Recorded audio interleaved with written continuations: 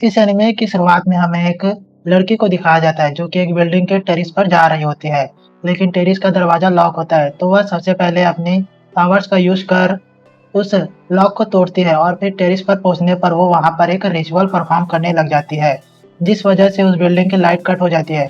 और उसी बिल्डिंग में हमारा हीरो वैंग भी रहता है, जो कि इस समय अपने बेड पर लेटकर आराम कर रहा होता है। तभी उसका दोस्त उससे कहते हैं कि वैंग, जल्दी से टेरेस पर जाओ और चेक करो कि ये लाइट किस वजह से चली गई है।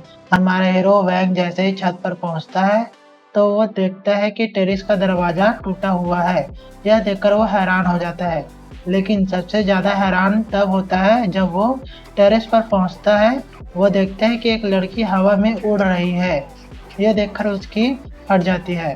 तभी वो लड़की भी उसे देख लेती है और उस लड़की का जो रिचुअल होता है वो भंग हो जाता है, जिस वजह से उस लड़की के ऊपर एक लाइटनिंग स्ट्राइक होती है और वो जमीन पर गिरकर बेहोश हो जाती है। यह देखकर हमारा हीरो डर जाता है और तुरंत उस लड़की के पास जाता है और वह फिर सोचता है कि मुझे इसकी मदद करनी चाहिए भी कि नहीं। अगर मैं कोई झमेले में फंस गया तो मेरी नौकरी चली जाएगी, इसलिए वो वहां से जाने लगता है। लेकिन अचानक से उसके अंदर का इंसानियत जाग उठता है और वो वापस से उस लड़की के पास आकर उसे होश में लाने के लिए सीपीआर देने लगता है, जिस वजह से उस लड़की की बॉडी ग्लो करने लग जाती है और हमें दिखाई जाती है कि वो लड़की एक अलग ही दुनिया में होती है और उसके सामने उसकी मॉम होती है। वो लड़की अपनी मॉम को पकड़ने की कोशिश करती है, लेकिन उसकी मॉम उससे और ज़्यादा ही दूर जा रही होती है। तभी अचानक से उस लड़की को होश आ जाता है और वो अपने सामने वैंग को पाती है, जो कि उसे किस कर रहा होता है। तो वो गुस्से में उसे एक जोरदार चाटा मार देती है और उसे कहती है कि ये तुम क्या कर रहे हो वैंग। वह कहता है कि मैं तो तुम्हें होश में लाने की कोशिश कर रहा था, जिस पर वो कहती है कि होश में ऐसे लाया जाता है, तुमने मेरी पहली किस बर्बाद कर दी, तुम एक नंबर के ठरकी हो। और यह कहकर वो वैंग को आपस से एक जोरदार चाटा जड़ देती है और गुस्से में वहां से चली जाती है। यहाँ पर वैंग कहता है कि यार भलाई का तो जमाना ही नहीं रहा।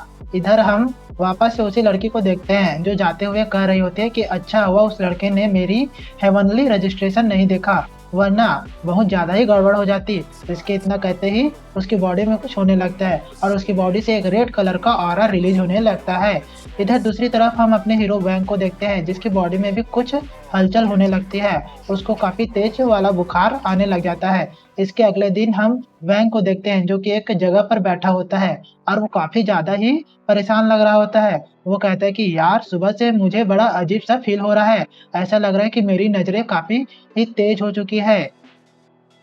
तभी वह कल वाली लड़की को देख लेता है और इस लड़की का नाम मूज है, जो कि कहीं जा रही होती है और एक लड़का उसका इंतजार कर रहा होता है, लेकिन मूज इसे इग्नोर मारकर सीधे निकल लेती है। वो लड़का मूज से कहता है कि मैं तुम्हारा इंतजार सुबह से कर रहा हूँ, प्लीज रुक जाओ। मैंने हम दोनों के लिए एक पूरा थिएटर बुक कर लिया है जहाँ हम रोमांटिक मूवी देखेंगे। इस पर मूज उससे कहती है कि वैसे तो आज मेरी एक्स्ट्रा क्लासेस है, जब मेरी क्लास खत्म हो जाएगी तब हम मिलेंगे। और यह कहकर निकल जाती है। इधर हम देखते हैं कि एक लड़की अपने बॉयफ्रेंड से फोन में बात कर रही होती है। तभी उसके पास वाली बिल्डिंग के ऊपर जो बैनर लगा होता है वो टूट जाता है और उसके ऊपर गिरने लग जाता है। यह चीज़ हमारा हीरो नोटिस कर लेता है और भागते हुए उसे बचाने की कोशिश करता है, लेकिन तभी उसका पावर एक्टिवेट हो जाती है और वह अपनी पावर से उस बैनर को दूर फेंक देता है। वह अपनी पहली बार पावर एक्टिवेट होने के कारण हमारा हीरो वहीं पर बेहोश हो जाता है। जब उसकी आंखें खुलती है तो वह अपने आप को किसी और के कमरे में पाता है और उसके दोनों हाथ भी बंधे होते हैं। यहाँ पर हमें पता चलता है कि मूस ने उसे यह सब करते हुए देख लिया था, इसलिए उसने उसे अपने रूम में ले आई है। और यहाँ पर मूस हमारे हीरो वैंग से कहती है, तुम्हें पता है तुमने उस लड़के को कैसे बचाया था।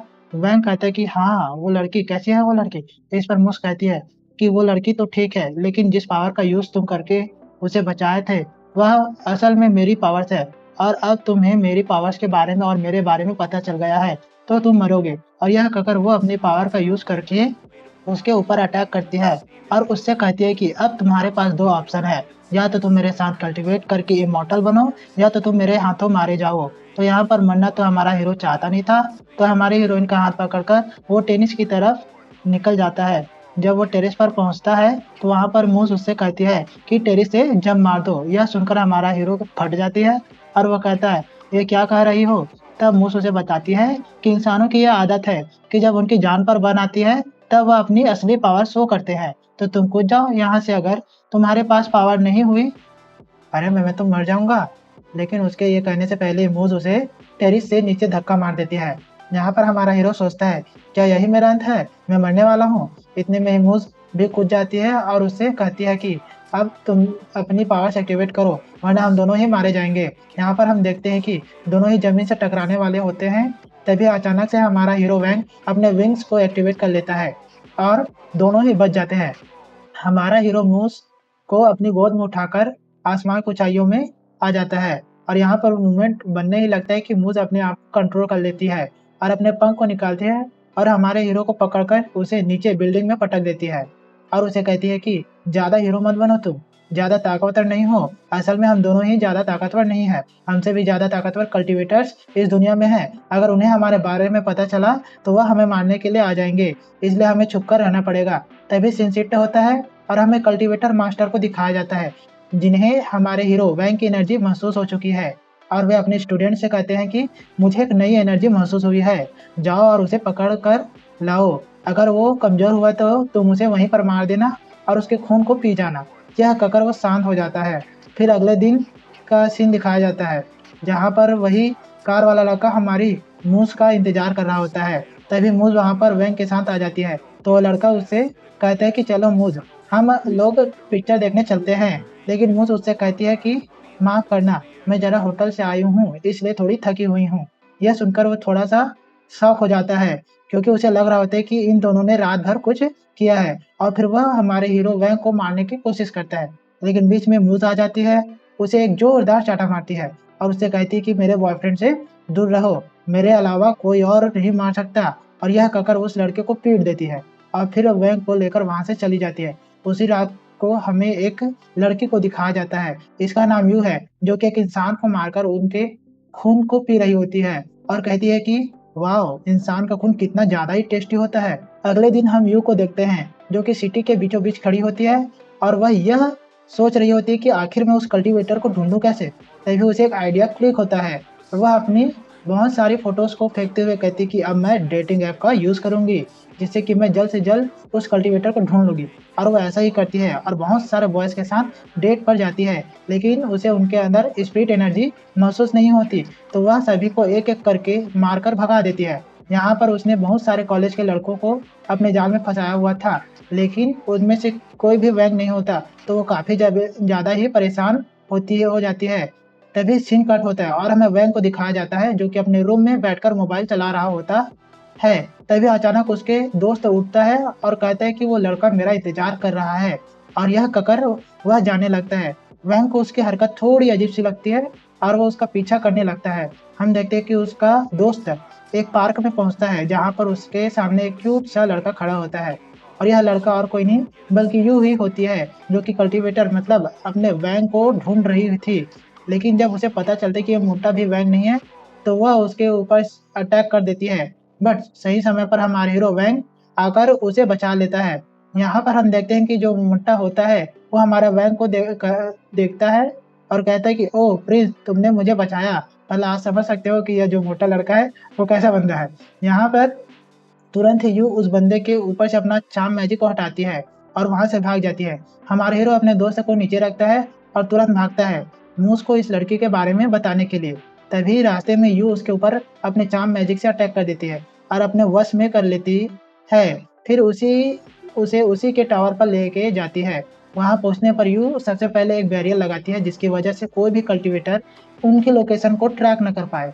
और फिर यहाँ पर हमारा जो हीरो होता है वो यू को प्रपोज करने लग जाता है और उसकी बहुत सी तारीफें करने लगता है। लेकिन यू हमारे हीरो वैंग को एक जोरदार लात मारती है और दूर फेंक देती है और फिर उसके ऊपर से अपना चार्म मैजिक हटा देती है और कहती कि अब यह मत कहना कि तुम्हें कुछ याद नहीं है। तो वैंग कहता है कि हाँ, तुम कौन हो? कहीं तुम वही कल्टीवेटर तो नहीं हो जो कि दूसरे कल्टीवेटर्स को ढूंढ के मारते हैं? और यह कहकर वो वहां से भागने की कोशिश करता है लेकिन यू उसे पीछे से पकड़ लेती है और जमीन पर पटक देती है। जिससे हमारे हीरो की पैंट उसके हाथ में आ जाती है और हमारा हीरो हाफ नेगेट हो जाता है। यहाँ पर यू उसे पूरी तरीके से अपनी फायर टेक्निक से खत्म करने जा रही होती है, तभी एक खतरनाक वाली एंट्री के साथ हमारे मूज वहां पर आ जाती है। मूज को देखकर यू कहती है कि मुझे तुम्हारा ही इंतजार था। अब देखते हैं कि हम दोनों में से कौन ज्यादा ताकतवर है। फिर इन दोनों के बीच में WWE फाइट होने लग जाती है। यहाँ पर मूज वांग से कहती है कि तुम यहाँ से निकल जाओ, मैं इसे संभाल लूंगी। इतने में यू उसके ऊपर अटैक कर देती है जो कि डेडली होती है और हमारी मूज बहुत ही ज़्यादा कमज़ोर हो जाती है और उसकी इसी कमज़ोरी का फ़ायदा उठाकर यू उसके ऊपर लगातार अटैक करती जाती है और फिर उसके ऊपर एक फाइनल अटैक करती है। लेकिन हमारी हीरोइन उठती है और उसको रोकने लग जाती है। वहीं दूसरी तरफ हम यू के मास्टर को देखते हैं जो कि कुछ इंसानों को मारकर उनका खून पी रहे होते हैं और कहते हैं कि अगली बार युद्ध तुम्हारी है, मैं तुम्हें मारकर तुम्हारे खून को पी लूंगा और एक महान कल्टीवेटर बन जाऊंगा। वापस से सीन आती है बैटल की तरफ, जहां पर मूज यू की पावर को झेल नहीं पाती और दूर गिर जाती है। मूज के पास आती है और उससे कहती है कि अब तुम मरने वाली हो और यह कहकर वो उसके ऊपर अटैक कर देती है। तभी अचानक से हमारा हीरो बीच में आ जाता है और यू की स्पीयर उसकी बॉडी में चला जाता है और वह मरने लग जाता है। यह देखकर मूस काफी ज्यादा ही रोने लग जाती है। उसको देखकर यू की दिमाग खराब हो जाती है और वह वहां पर वैन को एक जोरदार लात मारती है और मूस से दूर कर देती है। इधर हम देखते हैं कि हमारा हीरो मर चुका होता है और मरने के बाद वो अलग ही डायमेंशन में पहुंच जाता है, जहां पर उसके सामने एक बंदा खड़ा होता है जिसके पास डार्क स्वार्ड होती है जो कि हमारी मूस की स्वार्ड से सिमिलर होती है। हमारा हीरो इस चीज को पहचानता है और उस हीरो से के पास जाता है।